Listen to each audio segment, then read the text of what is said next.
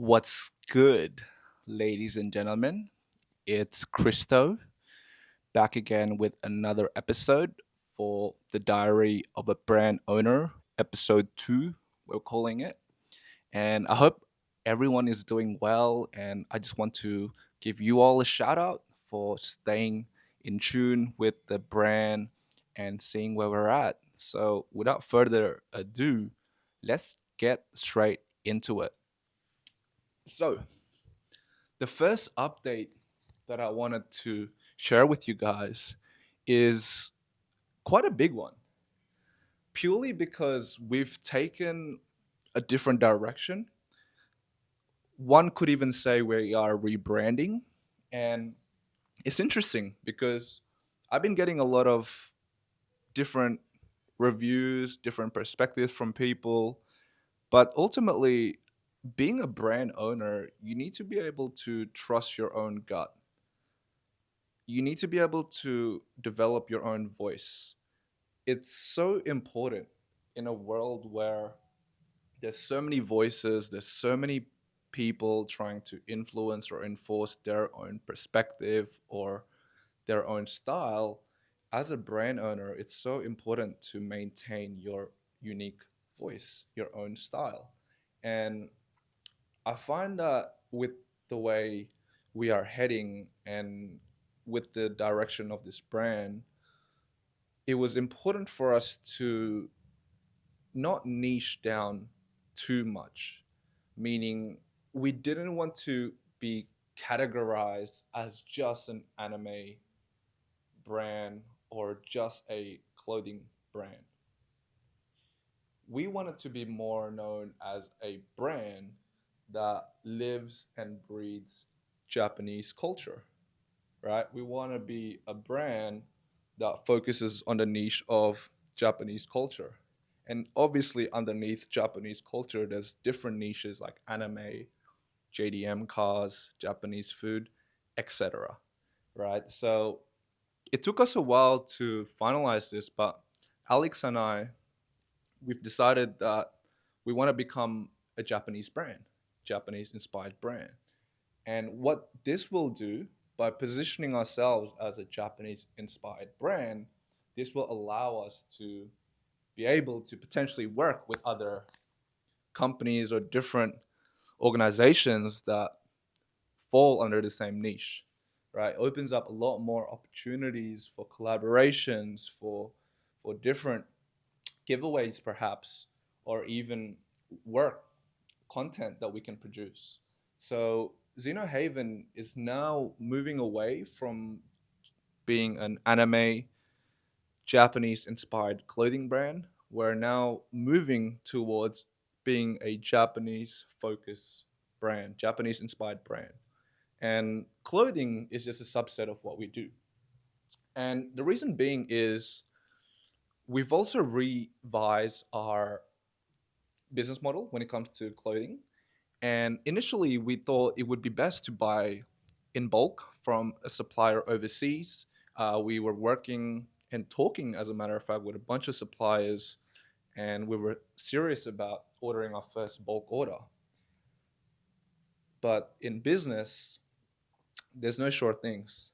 So that idea, we went back to the drawing board, Alex and I, and we figured out that where we're at right now, it was more appropriate to utilize the print on demand model, right? It was more appropriate to create designs and clothes and only create that product once we have an order to fulfill. So I wanted to share with you guys this because our products are now on print on demand. And the advantage of having a print on demand business is the low risk that you have and the low startup costs that are involved, right? So definitely different to what other clothing brands might have. But trust me, there's a lot of brands that utilize the print on demand business model and are thriving. So don't underestimate print on demand. And I, for one, wasn't going to go and print on demand for a few reasons, and I'll share with you guys so you guys can get some value from this video. The first thing that put me off on print on demand initially was the fact that it was going to be lower margins for myself and the team, and it would mean higher costs of the product, which would mean a higher fee for the customer, right? And not only that, the second thing that put me off was the high shipping costs versus us fulfilling it on our own through a 3PL or through a logistics company in Sydney. So that's one thing you should consider as well, shipping.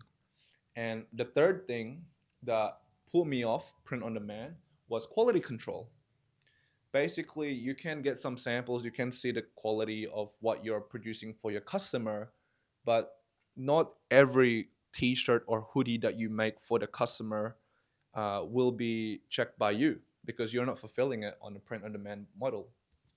Your outsourced company will be the one fulfilling it. So they may have their own quality control process, but if you're very particular, you're not going to have that type of quality control using a print on demand. So those are definitely the three main drawbacks I would say of using a print on demand. But like I said, every business is different.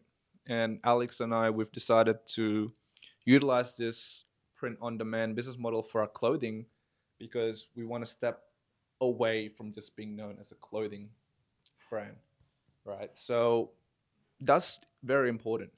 And another update that I think is worth mentioning is we've been focused a lot on creating content.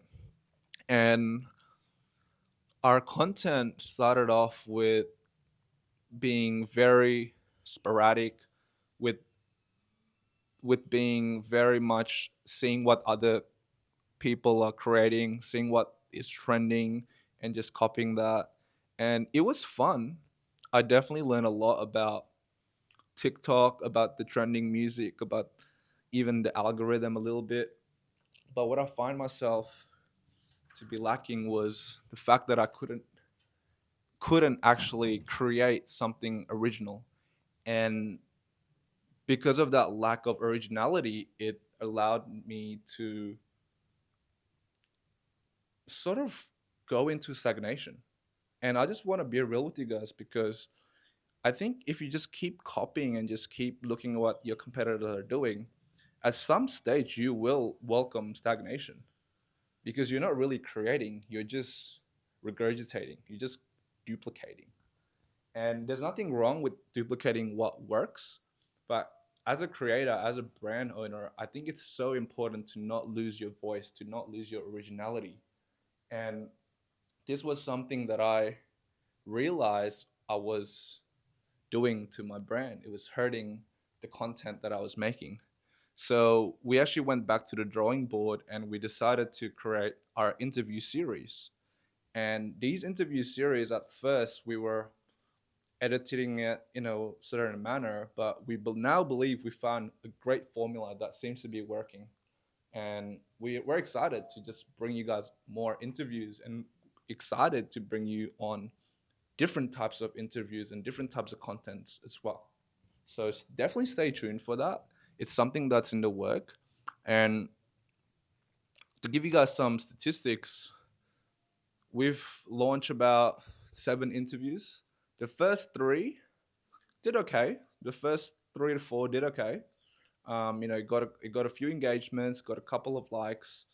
But when we started to play with the editing a little bit more, um, out of the last 3 interviews, so the last 3 weeks that we posted, the first two got around 13 to 14,000 views, got 100 couple hundreds likes, got a lot of good engagements there.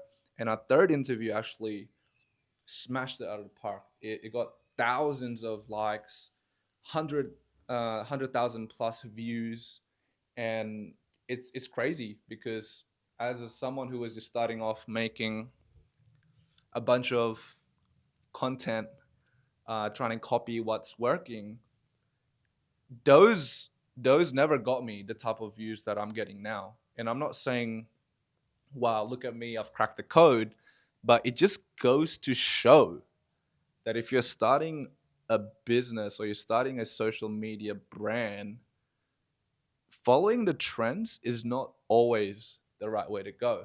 So I wanted to share this story with you guys because it took me a while to realize this, but you need to be able to take inspiration and not just blatantly copy other people. And in this day and age where we have AI, where we have so many softwares to help us observe and spy on our competitors, it can be quite easy to just copy, right, and lose your creativity in the process. But I wanted to remind you guys, as a creator and as a brand owner or someone who's just creative, you need to be able to trust your own gut. You need to be able to just take inspiration. Don't just copy exactly, but just take inspiration and put in your own flavor. And that's sort of what's been working for our brand, right? So again, that's sort of the update on where we're at. I'm excited to keep this series running. I know we're in episode 2, but I'm excited for episode 3. Just trying out a different location for this filming. But if you guys have any suggestions, anything to help me become a better channel for you guys, just let me know. But I'll definitely see you guys at the next episode. Feel free to follow us if you haven't already. Subscribe, follow our TikTok, YouTube, and Instagram, all the lots, as you guys can see. Not used to saying this, but you guys can definitely feel free to give us a follow if you get some value or entertainment out of this. But this is Christo signing out.